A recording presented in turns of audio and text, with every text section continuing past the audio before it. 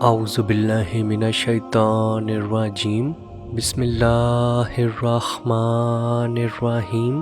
السلام علیکم ورحمۃ اللہ وبرکاتہ ونعمتہ ومغفراتہ وجنت الحلالہ ودوزخت الحرامہ۔ ٹرو اسلامک انفو کی طرف سے میں آپ سب لوگوں کو خوش آمدید کہتا ہوں۔ کیا بددعا بھی اپنا اثر رکھتی ہے؟ جس طرح سے دعا ضائع نہیں جاتی تو کیا بددعا بھی ضائع نہیں جاتی؟ اور بددعا سے کتنا نقصان ہو سکتا ہے؟ اور کیا غصے میں کہے گئے الفاظ یا غصے میں دی گئی بددعا بھی آپ کے لیے اثر رکھتی ہیں؟ بہت ساری مائیں آج کل دیکھنے میں آتا ہے بچے بدتمیزی کر رہے ہیں یا شور کر رہے ہیں تو ماں بھی پورا دن کام کر کے تھکی ہوتی ہے تو غصے میں اس کے منہ سے کچھ بددعائی الفاظ نکل جاتے ہیں یا کچھ برے الفاظ نکل جاتے ہیں، تو کیا وہ الفاظ وہ بددعا بھی بچوں پہ اثر کر سکتی ہیں؟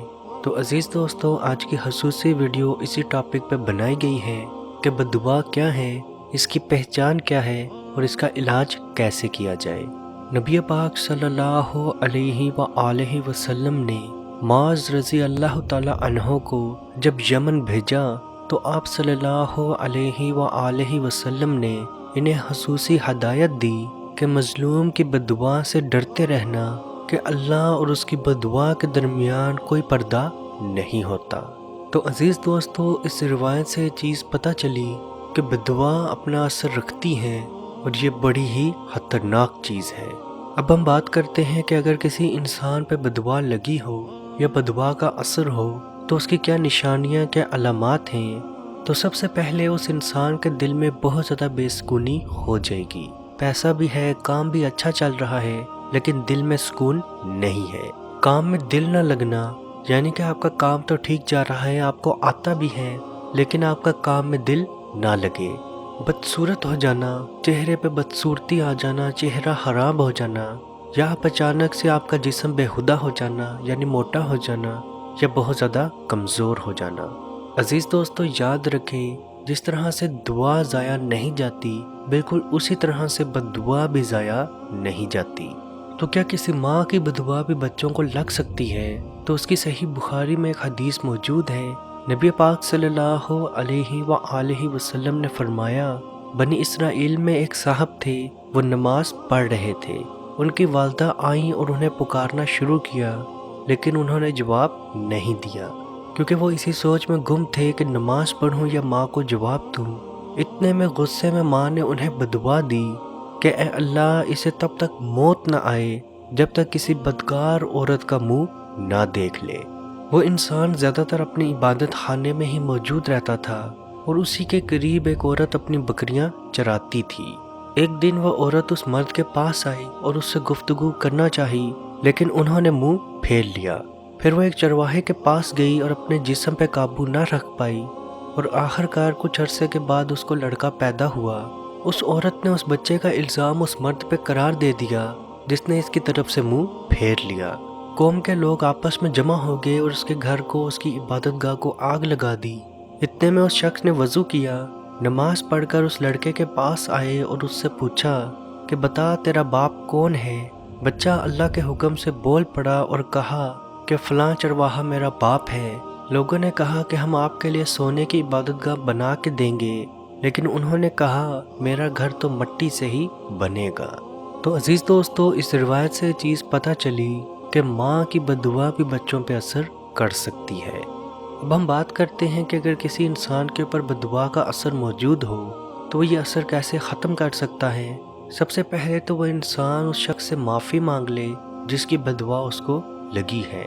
اگر وہ معافی نہیں مانگ سکتا یا نہیں پتا کہ کس کی بددعا لگی ہے تو سب سے پہلے وہ اللہ پاک سے معافی مانگنا شروع کر دے، یعنی استغفار کا وظیفہ شروع کر دے۔ دن رات جہاں تک ہو سکے استغفر اللہ پڑھتا رہے اور اللہ کی راہ میں اللہ کے لوگوں کے لیے صدقہ دیتا رہے اور جہاں تک ہو سکے غریب لوگوں میں کھانا ضرور تقسیم کرے۔ انشاءاللہ بحکم خدا اللہ پاک کی رضا سے، اللہ پاک کے حکم سے اس کی بددعا ختم ہو جائے گی۔ عزیز دوستو، یاد رکھیں، بددعا کسی بھی انسان پہ اپنا اثر رکھ سکتی ہے، تو کوشش کریں کہ کبھی بھی کسی انسان کو بددعا نہ دیں۔ عزیز دوستو، اس ویڈیو کو جہاں تک ہو سکے ضرور شیئر کریں کیونکہ آپ کی وجہ سے اگر کسی کی کوئی پریشانی، کوئی مصیبت، کوئی ٹینشن دور ہوگی تو اس کا ثواب بھی آپ کو ضرور ملے گا۔ اللہ پاک سے دعا ہے کہ ہم سب کو اپنے حفظ و ایمان میں رکھے اور کشمیر کے بھائیوں پہ خصوصی رحم عطا فرمائے اور ان کو آزادی کی نعمت عطا فرمائے، آمین۔ اللہ حافظ۔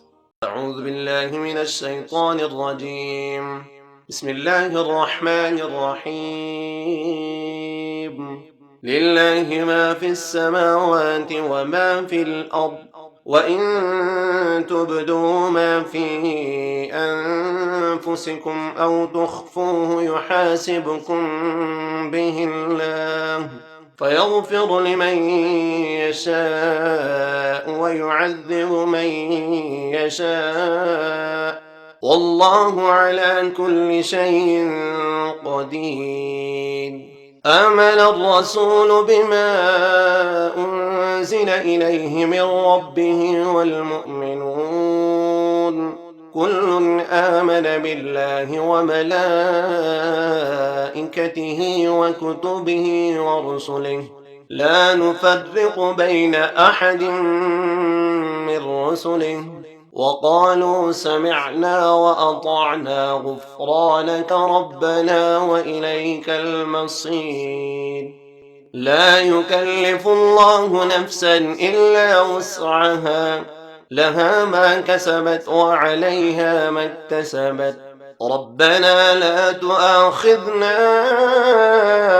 إن نسينا أو أخطأنا، ربنا ولا تحمل علينا إصرا كما حملته على الذين من قبلنا، ربنا ولا تحملنا ما لا طاقة لنا به، واعف عنا واغفر لنا وارحمنا أنت مولانا فانصرنا على القوم الكافرين۔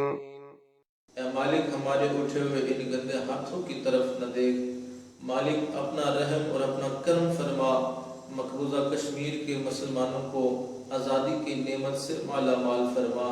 اے اللہ، اس حال کے اندر جب کہ ان پر ظلم و ستم ہو رہے ہیں، اس قدر ان پر مصائب اور آلام ہیں، اے مالک و مولا، اس ماہ مقدس کی مقدس گھڑیوں کا صدقہ اے اللہ کشمیر کے مسلمانوں کو آزادی کی نعمت سے مالا مال فرما۔ اے مالک، جو ان پر مصائب اور آلام بارش کی طرح برس رہے ہیں، اے مالک تو اپنا خاص فضل اور اپنا کرم فرما، ان کی اس آزمائش کو، اس امتحان کے اندر ان کو کامیاب فرما، ان کی اس آزمائش کو دور فرما۔ اے مالک و مولا، اپنا کرم فرما، ان کو آزادی کی نعمت سے مالا مال فرما۔ اے مالک، ہم گناہگار سیاہکار جو بھی ہیں، تیرے محبوب کی امتی ہیں، تجھے تیرے نبی علیہ السلام کا، اس کی محبوبیت کا واسطہ دے کر تجھ سے دعا مانگتے ہیں۔ اے مالک، کشمیر کے مسلمانوں کو آزادی کی نعمت سے مالا مال فرما۔ اے مالک، ملک پاکستان کو استحکام عطا فرما، ملک پاکستان کی سرحدوں کی خیر فرما، ملک پاکستان کی سرحدوں پر پہرا دینے والے نوجوانوں کو الہ العالمین ہمت اور حوصلہ عطا فرما۔ ملک پاکستان اور دنیا کے اندر اسلامی مملکت کے جتنے بھی حکمران ہیں، اے مالک ان کو شرم و حیا عطا فرما۔ اے مالک، ان کو کفار کی آنکھوں میں آنکھیں ڈال کر بات کرنے کا حوصلہ اور ہمت عطا فرما۔ اے مالک و مولا، اسلامی ملکوں کو اکٹھے ہو کر اے مالک و مولا کشمیر کی سلامتی کے لیے، حق حدرادیت کے لیے آواز اٹھانے کی توفیق عطا فرما۔ اللهم ربنا تقبل منا انك انت السميع العليم وتب علينا يا مولانا انك انت التواب الرحيم۔ مت پوچھئے کہ کیا ہے سرکار کی گلی میں، مت پوچھئے کہ کیا ہے